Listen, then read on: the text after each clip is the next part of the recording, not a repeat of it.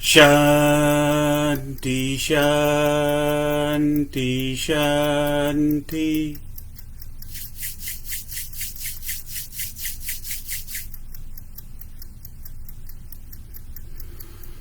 Blessings be on the speaker, the one who would manifest the words of truth and the words of wisdom.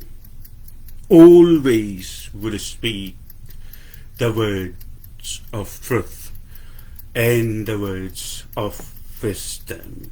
And blessings be on the listener,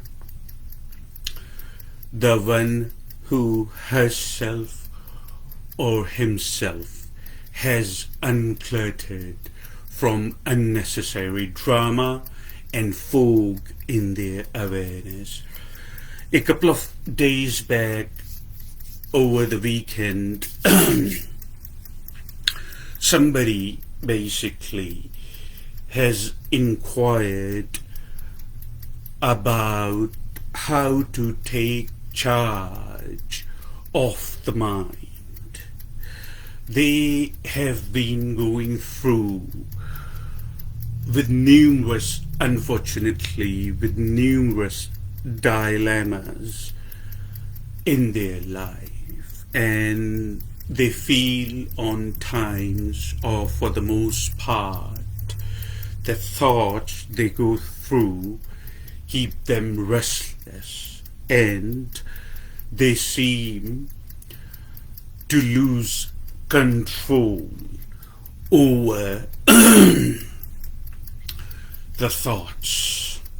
If you understand the inquiry, they are going through rough times and they seem to lose total control, unfortunately, over thoughts, and thoughts keep them restless. So I have chosen, I have chosen this inquiry. And the reason I have chosen this inquiry is because not this particular person who is specifically asked about that how to take charge of the mind and how to take charge of the thoughts. Not only this particular person, but also in general. This problem is a reoccurring problem. The reason it is a reoccurring problem because 75 to 80% of our day we are involved in the psychological drama. 75 to 80%, 75 to 80% of our day, we all humans have involved or are involved in our psychological drama, which is nothing but the thoughts. Some study reveals an average person has 16,000 thoughts a day. An average person, I repeat myself, an average person has 16,000 thoughts a day, and most of those thoughts are repetitive. They are repeating itself. The thoughts themselves are repeating repetitive thoughts, most of them, or perhaps all of these thoughts. So what I'm saying, or what I'm doing, first I'm trying to give you a clear picture that how significant, how dire, and how important it is to take charge of the thoughts. A thought can manifest as nasty, as doubting in yourself. A thought can manifest as nasty, as being resentful towards other humans or somebody else.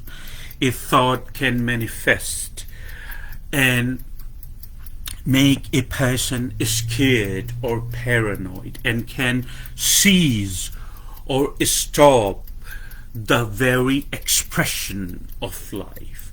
If you do not understand what is a thought and what is a thought and what thought does basically, and how to take charge of it, remember, please remember something.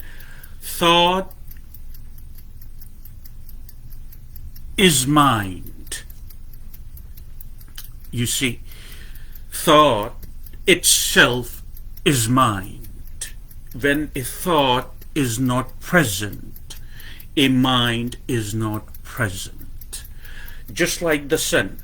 If you look at the sky, today is a sunny day and the sun is shining. If you look at the sky right now, you would realize that shining is not what sun does. Shining is what sun is.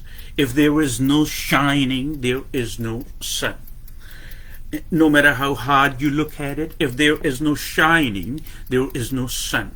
No matter how hard you look at my statement, that statement is true. You see, just like that, thought is mind. And you cannot stop the thought process. First, I'm answering your inquiry. A person cannot stop the thought process. Thought process is extremely important when you have taken a human form to evolve. It's very important. You see, when you come in this life in form of a creature which is not human, like an animal, insect, or anything that your mind can imagine other than human. When you come to this world, it's only on nature, because now when you come as a creature but other than human, the process of evolution in you is not consciously evolving. The process of evolution in you is depending on the nature. Nature pushes you little by little, little by little,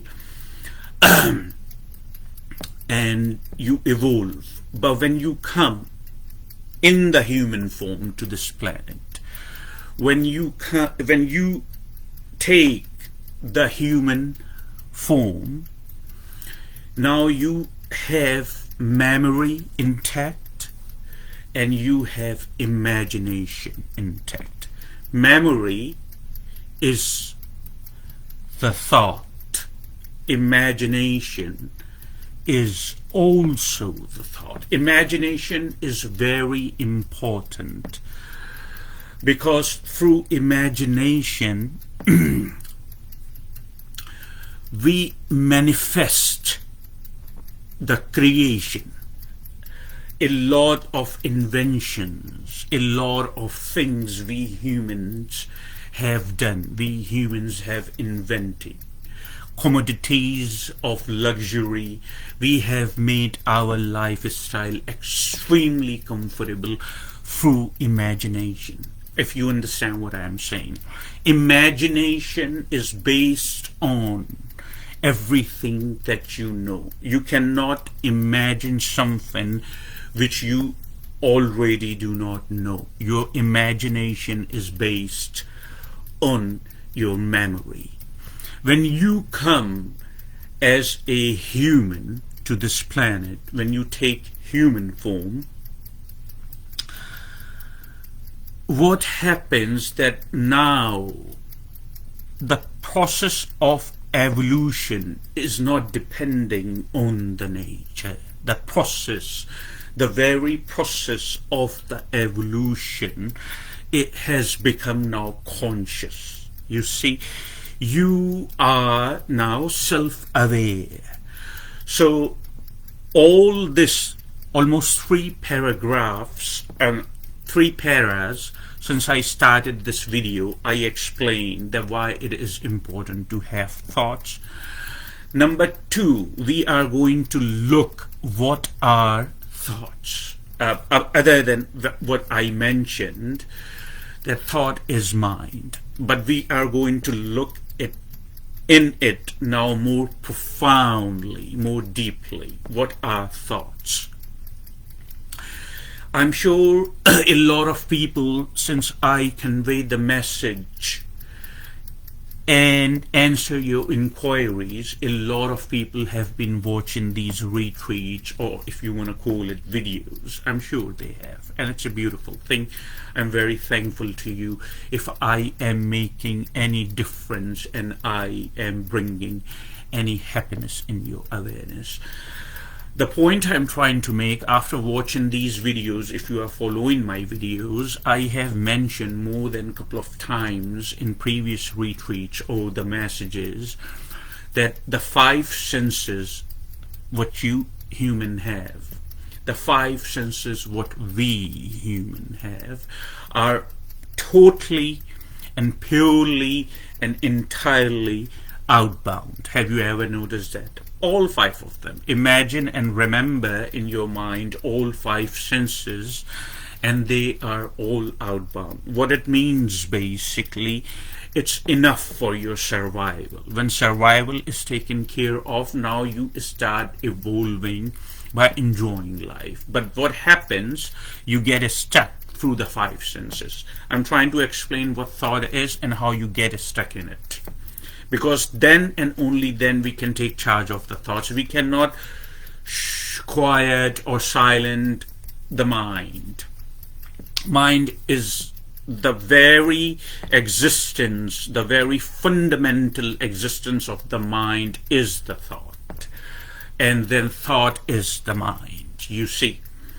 So it would not. However, you can take charge on your mind, you can take charge on your thoughts.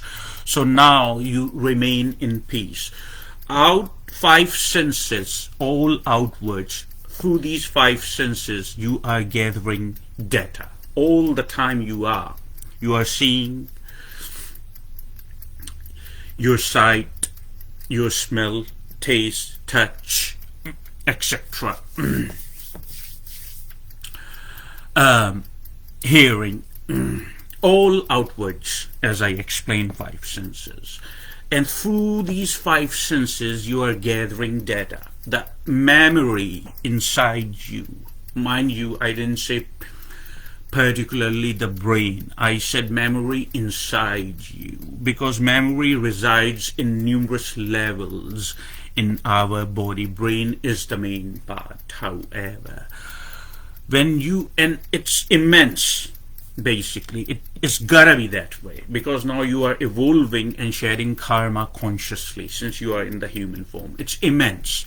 You are gathering the data through your 5 senses every second. Even when you are not consciously aware of it, you are still consciously aware of it. I would not go in that detail right now, otherwise we would be entirely deviated from our main topic. It's immense. And what happens in quiet time, sometime when you feel relaxed, this data, for the most part, you notice that it's repeating itself. It's repeating itself, it's circulating itself. The same thought is reoccurring over and over and over, because mind is something which loves to be always in function, always. Have you not heard numerous people, have you not heard people saying around you, your friends or family, oh my God, I wish my mind would stop. And that's a wrong wish, actually, because you are not looking through the right perspective. You are not taking time to fully understand yourself. That's why you are making that statement. It would never happen. You can take charge of it, however, and that's a brilliant news.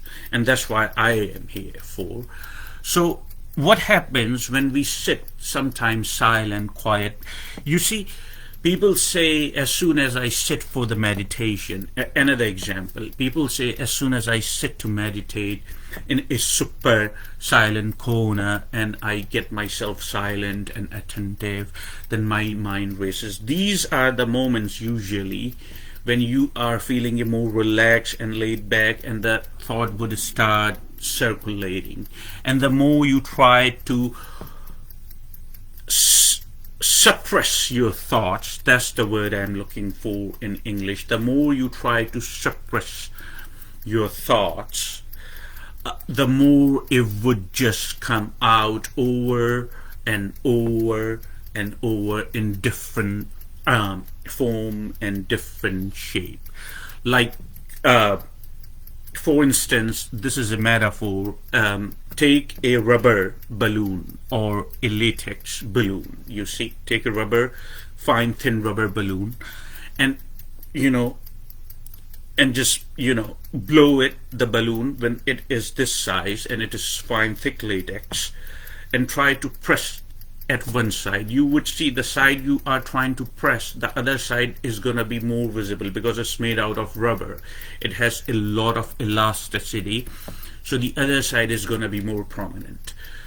The more you are trying to, so you try to suppress one thought, the mind would instantaneously switch on the next thought. You try to suppress that thought, it would come back to the first thought. It would keep going back and forth and keeping you restless. Now, the difference here and the good news here is, imagine that your mind is floating in an infinite field of awareness, which it is basically. The reason I'm asking you to imagine, so you can understand it more profoundly.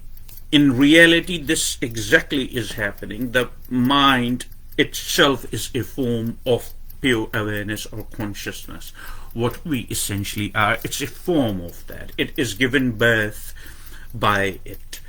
So what happens is, imagine that your mind is floating without any direction in a vast or infinite field of awareness.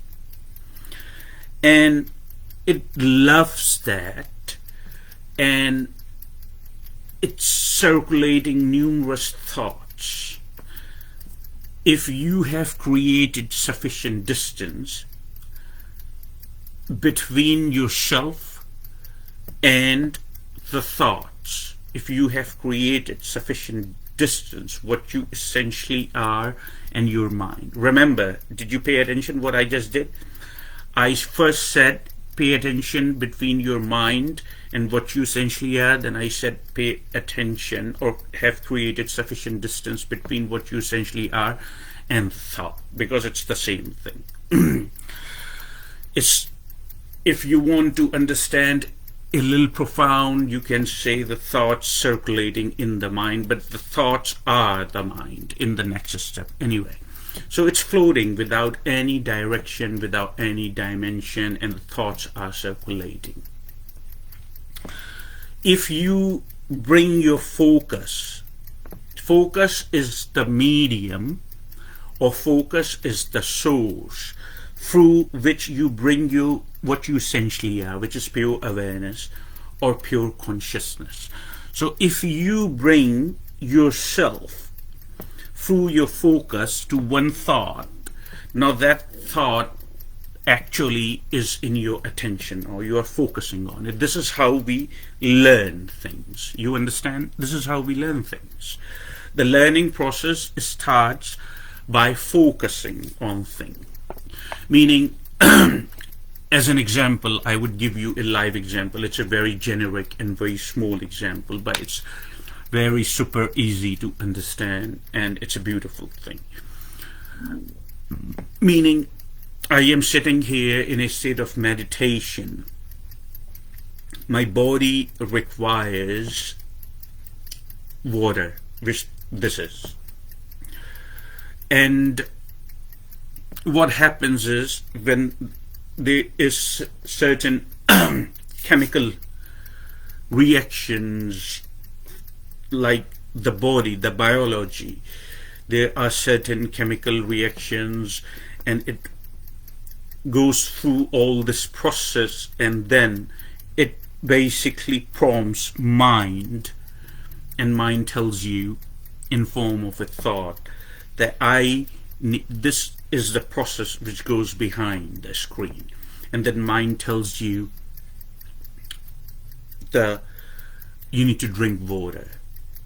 You already have a memory of what you understand as water. What you understand as water, water itself has no reality. Water is just a word, it's a marker. This is something, a phenomena which is happening in nature, and we all have agreed to the meanings that this is water. So it prompts your mind, and then your mind form a thought, and then I act on the thought. That thought is in action. I act the thought and I drink water.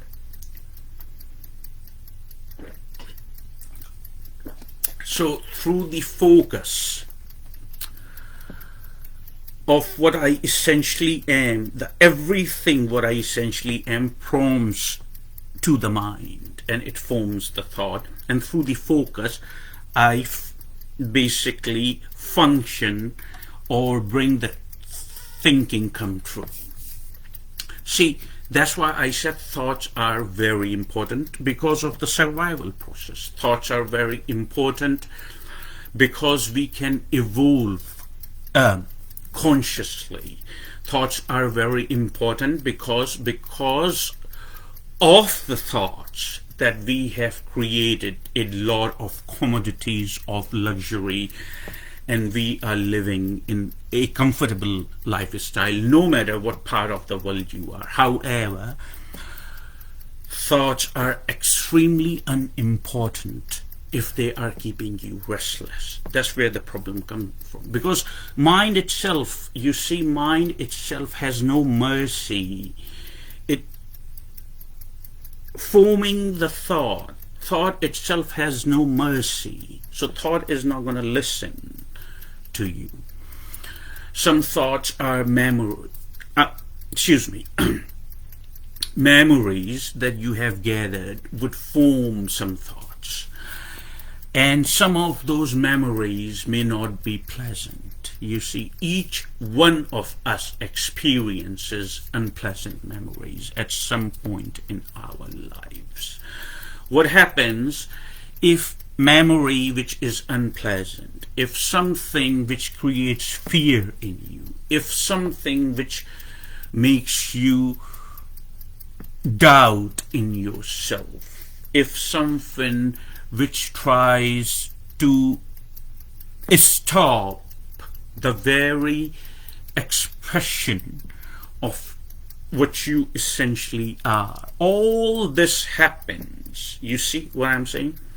All this happens in form of thoughts. Now these are the thoughts that are not very friendly.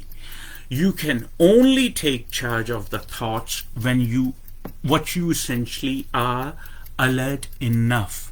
So alert, then when a thought is rising, you are attentive that what kind of thought it is, what would be my reaction to this thought. Is this thought a friendly thought? It is going to make me pleasant, then it's okay. But if it is not friendly, and it is the same thought I had 10 minutes ago or half an hour ago, and it is not going, then you can take charge of it.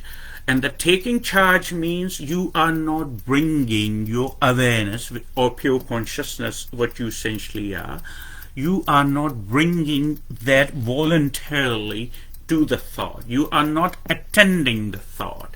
Where thought is, let the thought remain there, and where you are, you remain there.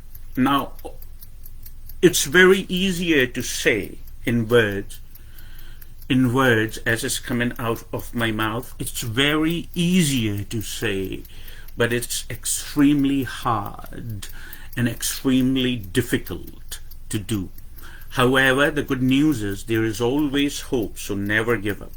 The good news is that it is very possible, because I personally do it all the time, because I have created a sufficient distance between myself and my mind, you see. So when it is needed for me to function in the society, when I am at work, of course I have to use my discriminatory quality over there in order to function, like, okay, what is and what is not. That's what the meaning of the connotation or the sense I'm using here, that what it is and what it is not. Through that, discriminatory quality does not mean in negative sense. It also means, because the mind is functioning on what is and what is not. So I have to use the mind, I have to use that rationale or irrational, or what is and what is not. When you are functioning, when you are working, through that you make yourself productive. But when you are not doing all that, when you are sitting in the meditation, your brain, your mind is going about it, and you fed up from the meditation and you say it's not going to work for me, or meditation doesn't work for me. The thing is, it's not that meditation is not working for you. You are not taking the right measures for it to work for you. It does not happen in a single day, you see. But through every day you clear your vacuum, as I have been mentioning in last messages. Every day you clear your vacuum. Unnecessary things, gossips. I keep mentioning all these things. These things are extremely unnecessary for you. You have no reason or no need to keep these gossips. Talking down about people, discrimination on the behalf of their gender or their country of origin or color, things, the small petty things, carrying on resentments, thinking to get even, scheming behind other people. I see people, I'm not saying everybody is like that, but I see those who are like that. I have seen those in the past, and that's all they can do. And when you offer them help, that why don't you come and meditate with me, they said, we have tried, it doesn't work for me. When you are so fully negatively consumed by all these negative traits, there is absolutely no way on the face of this planet that meditation would work for you. Forget about it. You cannot have it both ways. Get rid of all these negative traits. When a thought occurs in your mind, when you see somebody, you see somebody new, for example, you see somebody new, as soon as you perceive that person, now you want to know everything about this person. You want to know everything, what color, why this person is like that, or why this person is not like that. You want to qualify this person and how this person looks, everything. This is all unwanted, uncalled for. You can never ever figure anybody out, but it's basically, you see, it's the mind which prompts you to do that. This is all human conditioning. It's nasty habit which has zero results. When a thought like that occurs, you can ask yourself wisely, even so, if I jump Even so, if I jump into the bandwagon, even so, if I start gossiping about this particular person, even so, if I do all these, gossip or try to judge this person or try to cage this person so my mind can rest, how that is going to change the very experience of my life? That's the question you need to ask every time when a thought has risen in you to prompt you to judge somebody or do any number of these nasty habits. Ask yourself how that is going to change anything in my life, how that is going to bring any happiness in my life. The goal or the sole purpose of the human life is to find happiness without any outside help. If you are so adamant to find a reason for the life, this is your answer too.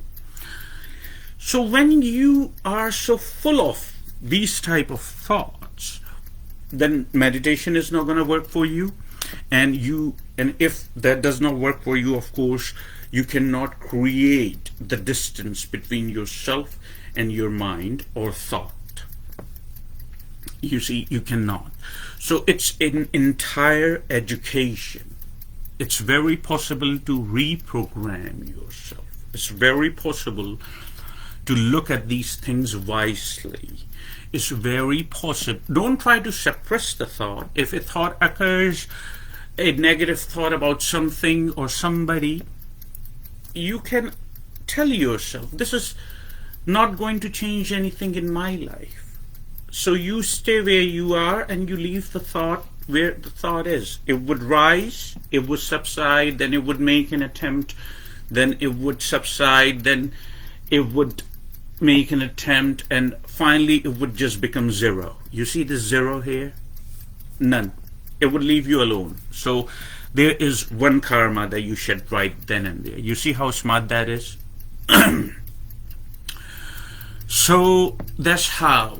So little by little, when you get rid of all these nasty conditionings, and then you become more receptive because there is no negativity, or there is extremely less negativity in you. So your vacuum is empty and you become very receptive. Then you sit in a super silent corner every day, attentive. Your body is in a geometrical position, or here.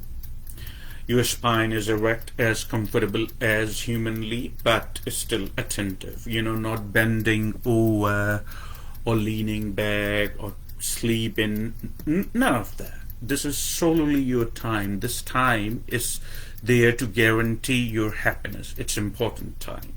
So you sit every day after getting rid of these nasty habits. You make time for yourself, you would see tremendous results.